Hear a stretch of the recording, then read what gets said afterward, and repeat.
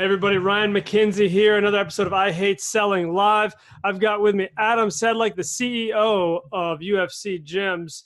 We have got a really amazing conversation to have here of just what's been going on, gyms reopening, and where does this industry go from here. So guys, without further ado, Adam, thank you for joining me, man. I appreciate you taking the time. I know you're an incredibly busy person with everything that's going on around the world right now. How are you doing today? Wow, I'm doing great. It's good to be here. Thanks for the invite. And yeah, I mean we're incredibly optimistic as we start moving through this hopefully post pandemic process, right? So yeah, things are good. Nice. So for people that don't know you and don't know what's going on with you, before we get into your story, what UFC Gyms is all about, and where you guys are going from here, I've got two super important questions that maybe trump everything else right now. The most important thing we could ask. What's your favorite cereal, Adam? It's a good question, and I think if I want to have the ability to be a little non-healthy, I would say Cocoa Crisp is a go-to where you can rely on that to not only satisfy the sugar need, but also get you through to the next meal. So I think Cocoa Crisp is the way to go. That's amazing. I love it. Most people get on here and they're like, let me Puffs or Wheaties, or so they try to some kind of organic something like, no, hey, what's the least healthy cereal that you love? Straight to it. Yeah. Second question, I love the Cocoa Krispies answer. I get a lot of Cinnamon Toast Crunch, but Cocoa Krispies is a good one. Second question here, what is something that's a little odd about you that most people don't know about? Well, the interesting thing is I got more odd with me than normal. And so it actually makes it difficult to answer that. But, I think it ties into your first question is I'm a junk food junkie, man. I love to eat the bad foods. And we need to hang out, man. Yeah. I mean, listen, there's nothing, you work hard and you play hard, right? You work really, really hard, and then it allows you to go eat what you want and hopefully drink and have a little bit of fun. And you got to balance out life the right way and do both. And so I'm a little bit of a junk food junkie compared to probably the average person in the industry. I love it. I love the honesty. And I'm right there with you.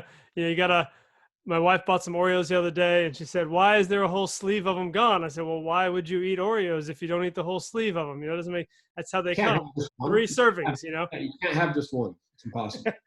Guys, so if you're jumping on with us right now on the podcast, thanks for being with us. If you're watching anywhere else, YouTube, or if you're live in the Facebook group, throw some comments in here so we know you're here. Tell us where you guys are from. What's your favorite cereal? What's odd about you? Let's make this a conversation. And anywhere else, just like, share, subscribe, all the fun stuff that everybody always says that nobody ever does, but we say it anyway. So moving on to the good stuff now, Adam. How did you get involved with the UFC? What is UFC anyway? Is this just a fighting gym where we come and just beat the crap out of each other? What if I'd never heard of this before? And I'm like, I don't like getting punched in the face. Why should I work out there? Well, I'll give you the special ticket that you can come into it and we'll kick the crap out of you if you like. But no, UFC Gym was created by understanding the way a UFC athlete trains. And, way back in 2008, Mark Mastroff, who was the founder of 24 Hours, sold it in 2005, and then later left the company in 2007. He was always a huge, huge UFC fan. And so he was good friends with Lorenzo Fertitta, and they said, hey, let's start a fitness concept off the way a UFC athlete trains. And, I still remember the call that Mark gave me and asking me if this is something I'd be interested in partnering with him on. And quite frankly, I thought he was insane. I thought he'd lost it, because how could you do a fitness club around UFC fighters? At that point, I wasn't necessarily a huge UFC fan. Right. My only optics of it were probably, like a lot of people think, is fighting and no holds bar and so forth. And so Mark and his genius said, just go study and go investigate how UFC fighters prepare themselves for a fight. And what you do is you learn something that's incredible, is that think about it, when a UFC fighter goes to prepare for a fight 12 weeks out, they get the 10, 12 best people you could possibly imagine for a camp. Fitness conditioning, mental conditioning, jiu-jitsu, boxing, kickboxing, performance, Right. even drink, right? They get all these people together to make sure that they're the best version of themselves when they enter the octagon. And so it didn't take a scientist to understand that if we could develop a fitness concept for the mainstream, not to go fight, but Sure. whatever the individual's fight is, right? Sometimes our fight is to lose 20 pounds. Sometimes our fight is to feel better about life, whatever it might be. We want to provide an experience that allows you to do it in a little bit different way. And so that's how UFC Gym started. It got created. And yeah, it's a little, people can get a little polarized by it because the three letters UFC, but we embrace it. We know that this is about finding the best in oneself. And when you look at the way these UFC athletes present themselves in the octagon when they're fighting for the championship belt, we want to do the same thing for the fitness consumer. Yeah, that's really neat because I love that. It just comes back to that mental preparation, the physical preparation, like treating life like you're an athlete. Like this is my fight. Like that's a pretty cool way to look at it, rather than just show up and get my cardio in. Show up and I'll get on the machines, and that's what I do. Like there's a commitment to it, and a deeper emotional connection I think you're making with that. I love that a lot. Well, Ryan, you got to remember the number one health enemy, or the reason why people stop doing this, is they just start procrastinating. And when you procrastinate 7, 8, 9 days, Yep. it's hard to actually get back in the gym and get on a treadmill again or do anything. And so you need a little bit of inspiration. You need a little bit of accountability. And you need to feel like you're part of a bigger community than just yourself to hopefully Yeah. stay with it. The games are retention, and the games is keeping you active and keeping you consistent with fitness. That's great. So you're with UFC gyms. I saw some stuff where you guys are opening or launching a newer model a couple months back, maybe a year or so ago now. Yep. The smaller brand of it, is it UFC Core? I'm blanking on the name right now. I'm sorry about that. Class by UFC Gym is in Class by place. UFC gyms. And so, yeah, so we have three models. We have the big signature boxes that can be between 30,000 and 150,000 square feet that are Yeah. developed around the globe. And then we have this kind of mid-box format that's 8 to 10,000 square foot. And then we have this boutique concept that is very similar to, let's just call it an Orange Theory with 9 round kind of combined together. Yeah. Where they do boxing, kickboxing, and hit class. And so, all three formats are good, and consumers are a little bit different. And obviously with the COVID going on, we're certainly watching the consumer's behavior to see directionally what the consumer is going to want most in fitness as we go forward. Yeah, that was one of my big questions here. Is you've got those 2 to 3 models you're working with. How a lot of big box gyms, like you mentioned, 24 filed for bankruptcy, shutting down a lot of gyms. Now, you guys have some bigger box models. You have some smaller spaces. What are you seeing moving forward? Like, what's been the struggle? And you almost see this divide in the industry, and I've kind of seen it for a while now, where the big box, you're only a number to them, and the boutique is where it's at. And they're like, there's this fight for the little guy, and then, but that feels almost like looking at from the other side. It's like, well, the boutique gym or the small gym, that's like the Wild West. There's nobody making sure that this is proper education and cleanliness. And that's crazy. If you go over there, they don't really know what they're doing. You guys are kind of merging both of those worlds together, and which have typically been like this fight against each other. How has that gone for you through COVID and up into COVID? Like, what does that look like? Well, I mean, let's be clear. The industry is in a complicated place right now, right? Sure. So we're still all kind of on the same team here. And, the bigger challenge, I think, over the last 5 or 10 years is not so much boutiques versus big clubs. It's the fact that everybody and their mom started opening some type of boutique in their garage, which really diluted the value proposition of the industry. And so all of a sudden you have people that maybe aren't certified, or people that are manipulating the system to try to drive personal cash flow, and there's just not a good process. So these places that do this lack insurance and lack the right certification, the right education to give the consumer the right presentation and value proposition to be able to get the right result.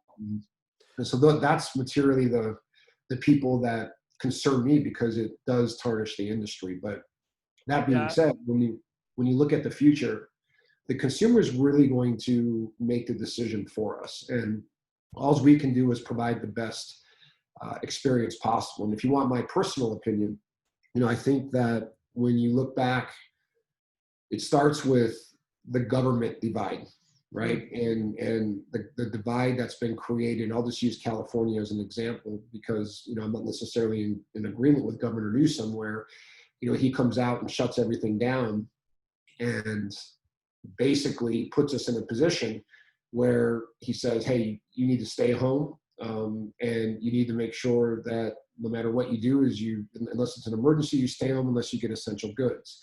Well, what that did was it completely took activity out of one's typical lifestyle. And so some obviously were dedicated enough and committed enough that they could work out at home. And you see, stuff like Peloton and other things do really well, but most people need that fitness experience. And so the governor, basically the way that I took it is a voter in California. He says, listen, Adam, I know that you run UFC gym. I just don't trust you that you can run your gym correctly to take care of your customers, to provide a safe environment. I just don't think you can do it. And by the way, I don't think I trust your customers either. So I'm just going to make sure that you can't open. Right. And that's the way that I looked at it, because if you peel back fitness and you look at the ability for us to create distancing, and you look at the ability for us to help consumers stay active, actually enhances people's immune system and helps them. I'm not going to say we're the cure for COVID-19, but it definitely helps them both physically and mentally take on this challenge. And since we've opened our clubs, our members are back. The energy is high. You've seen some media reports come out saying that people are not seeing an engagement of COVID-19 in fitness clubs around the globe that are reopened, and that it was a mistake to shut them down to begin with. And the crazy thing is that when you look at Home Depot, you look at grocery stores, liquor stores, and these essential businesses, I went to Home Depot, 8 to 9 times over the last couple months, and I was in the middle of a crowd. Packed in like sardines, right? Like you're just packed in like sardines, and I don't think that helps our immune system very much. And so I don't know. I had a lot of problems and flaws with how the government looked at this. I do respect people that that don't want to put themselves in position to risk COVID-19, but it's the one. I mean, it's a 1% issue in my opinion, and we want to protect those that are going to be most at risk for sure. Yes. But the people that aren't at risk, we got to give them an opportunity to live and thrive in their life. And I think our government has really reduced our ability to do that through lack of education, lack of process, and lack of trying to meet industries halfway and really trust industries to perform at a high level. Yeah, it's almost as if we want to continue to help anybody, there's a fear mongering almost of like, well, you're trying to hurt people. Like, no, I don't want anyone to get sick in my facility. One, I don't want to hurt anybody. Two, I'm not trying to get sued or anything. And three, I really believe what I'm doing can help people not get sick in the first place. So let's do that. Like, we're not in this. It's not like we're here to like hurt people and pass a disease. Like, you're obviously going to open up your facility in a safe environment. Like, just the principles of capitalism alone would ensure that you do that, because if people get sick in your gym, they're not coming back, right? So it's just from a selfish standpoint, that alone should be enough to let you open back up, not even anything else. I think that's a really great point you're making about, I'm right there with you on the government side of it. I'm over in Florida, and not much shut down here. We had quite a bit, but not as much as you guys did. Maybe we had pro wrestling matches happening. Yeah, so it's when you guys can't open your gym. So it's a different world on this side of the country. I was in Miami last week, and there's certain parts of Miami you could just tell there's pent up demand on the fitness side, and there's also now that Florida's going through some more cases, they're starting to stall the process a little bit, and I get it, but I think they're still respecting the fitness platform, right? And they're still allowing fitness to happen, and we've listened to the state modifications or recommendations about open, and we're implementing those. And the key is just to communicate with consumers and give them the best opportunity to be active in a safe, clean environment. And I think when you think about the second part of your question, which is really about the other side of COVID-19, how are people thinking and feeling, and what are they going to like? What's their appetite for fitness? I think the appetite's going to be high, and I think people, I still think there's room and space for really good operating boutique gyms. I think the gyms are going to be a little bigger than the days of old. I don't know if people are going to, 50 people are going to jump into a soul cycle class in 1,000 square feet, at least not for a while. I do think that, the clubs that are the boutiques that are a little bit bigger, that, maybe are north of 2,000, 3,000 square feet, have better odds of success. But in the boutique environment, I mean, how it works economically is you need, 80 to 85% attendance levels at the right price point to be Right. able to either get return or at least have positive cash flow. And so I think they're in for an interesting ride, and all you can do is make sure you're incredibly sensitive to the consumer. And in the bigger gyms, I think there's some opportunity. There's opportunity on the real estate side for sure with the 24-hour fitness BK, but there's also, it's just 24 hour. There's also 7 or 8 other companies that are bigger companies that are flirting with the BK discussion, Yeah. which I think is going to clean up our industry a little bit in regards to the number of clubs, number of facilities, the people that, maybe we're just opening gyms to open gyms to make a quick buck. And so I do think we'll be in a better and a better environment for both the consumer and the team member to have a different experience post COVID-19. I love that. I love that thought. I think a lot of people are saying, at least in some of the circles I've been talking with, that the larger gyms are going to have trouble. But I love the idea, like financially, the smaller gyms, you're not going to see them packed out because it's a small space. It's hard to distance. It's hard to keep it as clean in a small space so everybody's packed together. If you have a larger space and you're financially responsible before this, you have the ability to space people out and keep things going. I think that's a neat take on it a lot. Where do you see this affecting your team, like down on like the front, like front end side of the team, the personal trainers, the floor staff?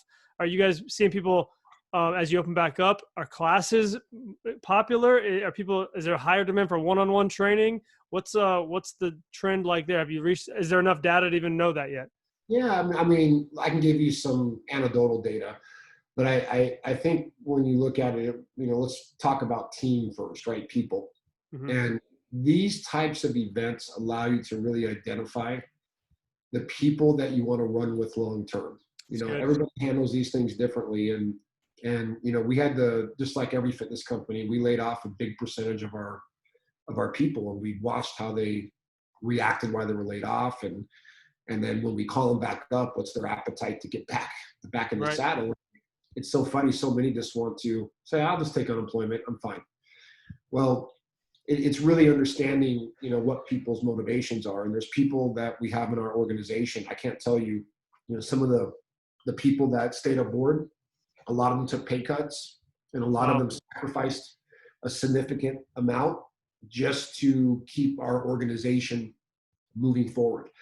And those people will never be forgotten because they're not selfish, they're not self-serving, and they understand empathy. That's awesome. And where there's other people that abuse the system, where they abused getting paid some money, and then they tried to, manipulate the process to be very self-serving, and it was. Tell us all the names. Tell us all the people. Here they are. It was just disappointing. It was disappointing because I believe in people. I believe that. Yeah. You give people a good opportunity. If they run the play to the best of their ability, they can do well. And unfortunately, there's people that we have to choose to not move on with. And I will always appreciate the past of how they've helped us get to a certain place as an organization.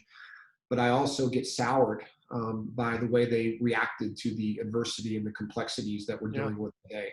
And so I couldn't be prouder to work with some of the team, though. I mean, it's just amazing. First of all, Mark Mastroff, who is a wizard on the corporate side, where this guy who runs many fitness companies, including ours, is just a genius and was able to help us get through this very difficult time by working with UFC and private equity and others. And we're going to be in a better position post COVID-19 than pre COVID-19. But the rules are going to change in how you operate, and selecting the right people is going to be very important. And we've through this process, the ability to learn and just watch and listen, and this puts you in a very, very good position to move forward if you paid attention to what the team member was saying. Now, if the team member is motivated, and as they start reopening the gyms, we really like that relationship between our customer and our team member to provide this incredible value proposition that we have in our 4 walls. And that's what we're seeing so far. We're seeing a lot of members come back. They're very excited. Classes are full.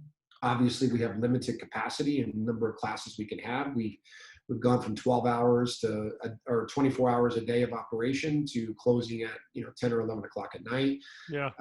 And we've made other decisions. We can't necessarily, we have classes like cycling, Zumba, body pump, HIIT classes. We have all those going, but stuff like Brazilian Jiu-Jitsu, it's a little bit more difficult because it's high contact. But we're starting to roll those out indirectly here over the next couple of weeks, and customers seem to be all about it, man. I trust our staff and I trust our customers, unlike what I think our government does sometimes, to make the right decisions. And if we make a mistake, we have to own up to it, and we just got to fix it and continue to move forward. Man, that's great. I love the perspective of looking at your members and looking at your staff.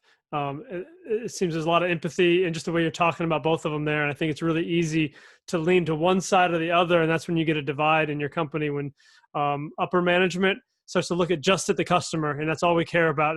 The customer's always right, or just at the staff, and want to make sure we care about them completely. And then you get run over because you have people that take advantage. Having that balance of both helps you balance out. I think it's a really great. You can hear how much you care about them just the way you talk about them. That's special.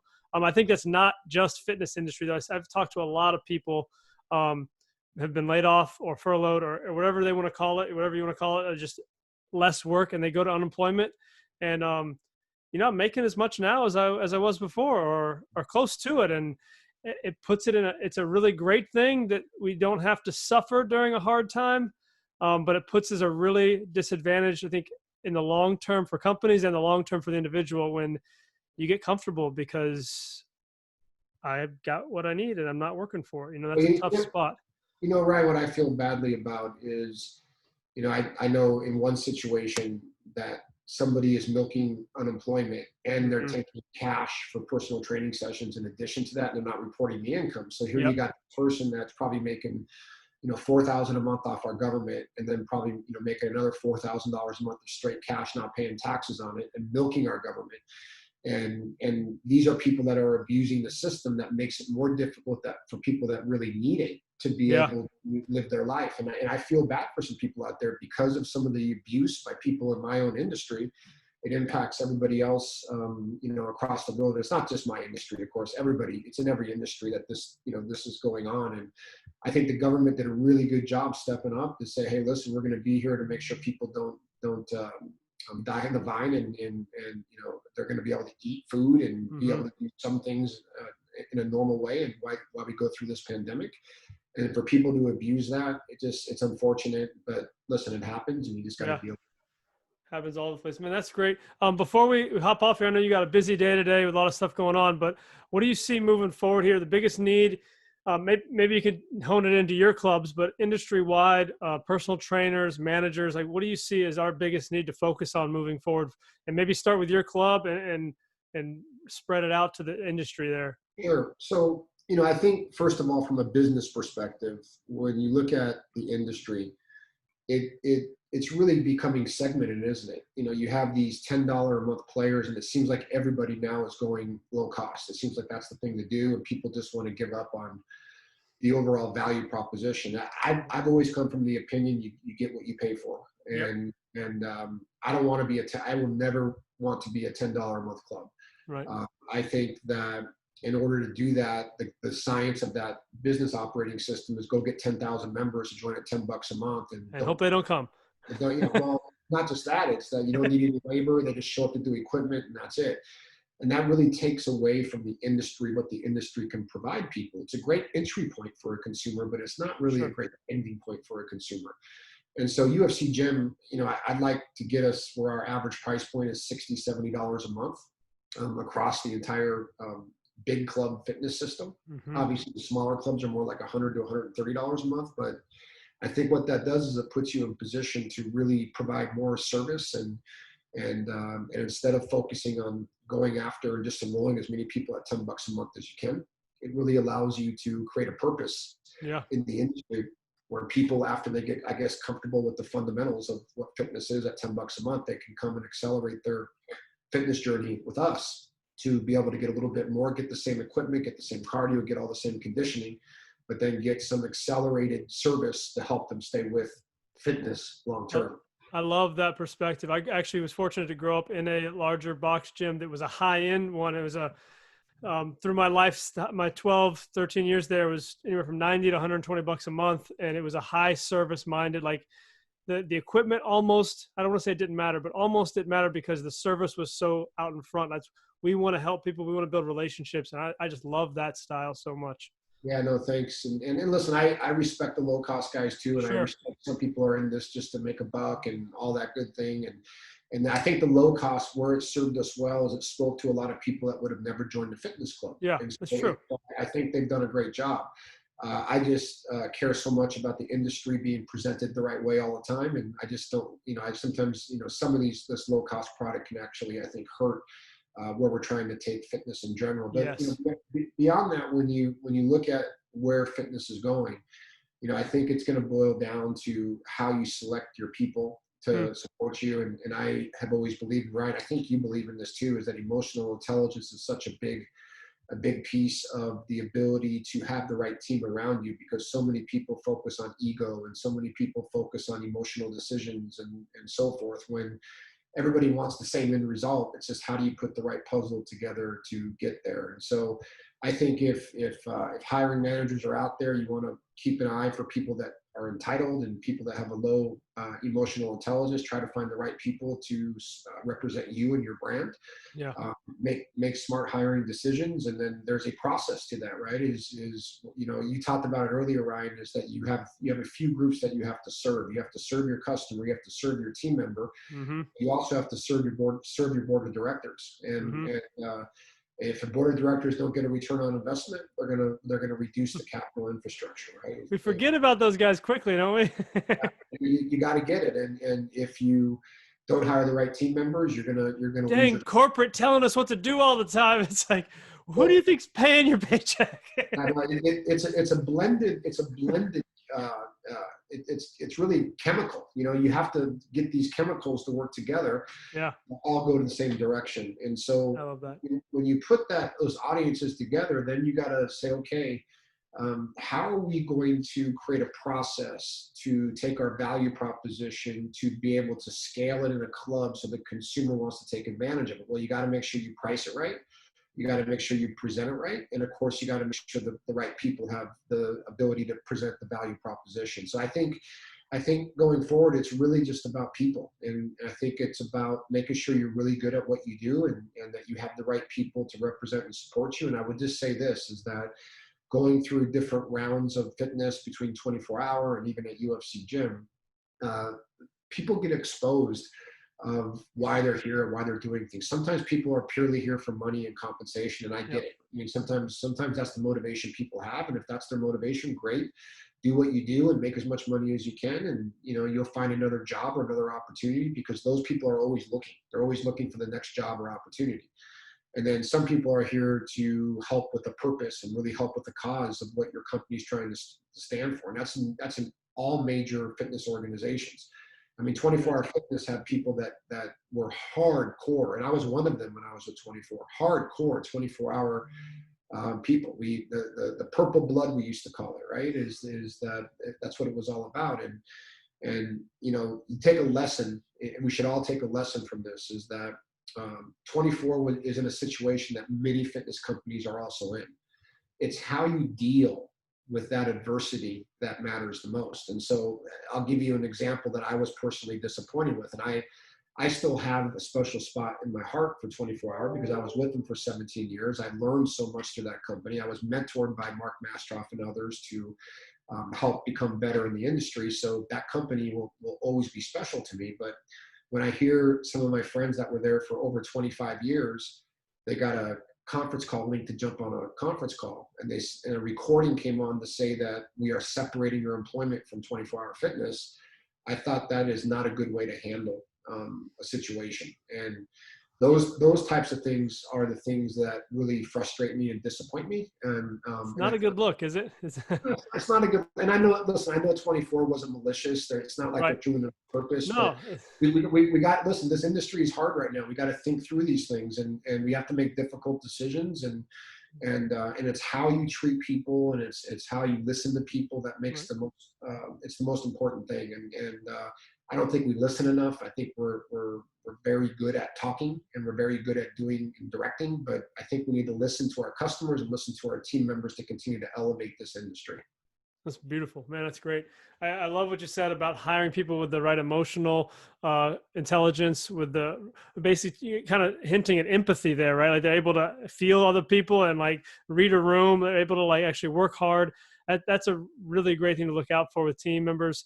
I see a lot. I've made this mistake myself hiring in the past, where it's the guy that can sell or the guy that can motivate, the guy that can looks like the leader up right off the gate, and like that's a good thing to have. But if you, once it pans out, if they don't have that empathy and that emotional intelligence, you can't teach that. In a work environment, you can give them a sales process. To bring it back to I hate selling, you can teach them a sales process. You can teach them a training process. You can give them a template for a class. You cannot teach them to care. Um, you can help them care more, but if that's not their drive and their goal in the beginning, I don't know that can be taught in the couple hours a day you've got with somebody, Yeah, that's right. I agree with you. I think that, the when you start extending that thought process out, and you have people in your organization that don't have that X factor, and they start carrying that characteristic to your Hmm. customers, that's how you really can implode a brand. Yep. And so you do got to be cautious, and we have to be cautious, all of us as operators and owners of clubs, is that we can't make decisions from a boardroom. We got to make decisions from within the four walls of the fitness club, and how customers and team members think of things. That's Because good. I can make a decision right now to cut my labor by 30% and have that drop to the bottom line over the next 90 days. But on day 91, my revenues are going to go backwards 30%. Right. And so it's because I'm making a boardroom decision versus making an in-gym decision. Yeah. And so, I think if people play this right, there's not going to be any more important need for fitness than today's world, because we have all sorts of governmental divide. We have sociographic, socio issues in regards to how people are living life right now. There's just a Hmm. big divide out there. And then we have this pandemic, which is exposing people. Let's face it, people that are dying from the pandemic are either very senior, or they have a condition that's generally created from obesity. And I'm not saying that's everybody, but that's the majority. It's a lot. And Yeah. It's yeah, a so sad thing.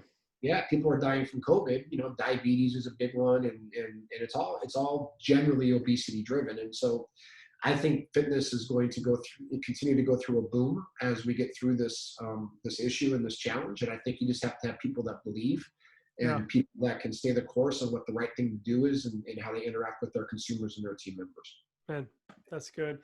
Well, Adam, thank you so much for being on here, man. I appreciate you taking the time. I know you probably could talk. I'd love to hear you talk about this all day long, but I don't want to waste the rest of your day away here. Thank you for taking the time out that you did. Um, Guys, if you want to reach out to Adam, I've been following him on LinkedIn. I think you're on Facebook and Instagram as well.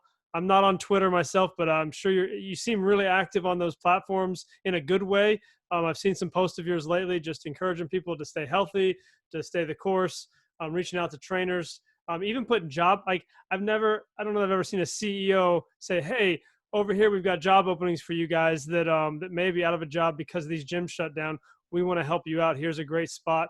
Reach out to and tagging people in it. Like you've got such big level decisions to make, and you take the time to put things out that help your gyms individually for just one person here, one person there, or to help people that are out of work to get into work. That's one of the reasons I was like, man, I want to get this guy on here, because it was just a special thing to see somebody that really cares about the industry, about their team, and about other people that need help right now. So that's really, Ryan, you know what I like too is that you also promoted me, because I'm the president and co-founder, and now you're calling me the CEO, so I like that.